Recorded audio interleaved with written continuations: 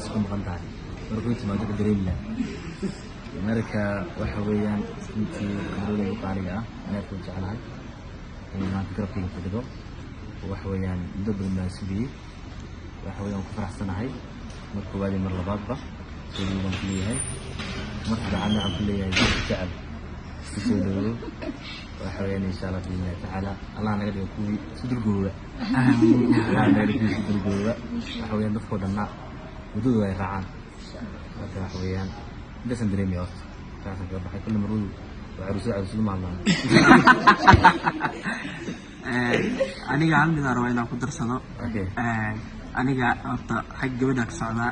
saydigayaa tahay marka waxaa rabaa inaan ku dhaho labadiina baa idin dhahaa sababtoo ah labadiina waa kala wanaagsantihiin ilaah iskutiin talagalay maasha allah horta meeriyi midaan rabaa inaan dhaho meeriyi waxaa heshay dadku jecel wallahi serious dad waxaa heshay zaa'id ku jecel yar iyo weyn saqiir iyo kabiir wallahi billaah adigna hay kalow midaan rabaa inaan ku dhaho oo dardaaran ahaanna daaratid u qaado taladaa ku siinaa waxaa waaye boqoradda reer muqdisho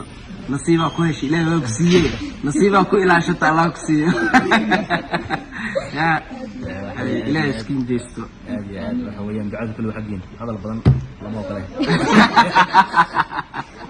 maasha allah waxa weeyaan insha allah biidnillahi tacaala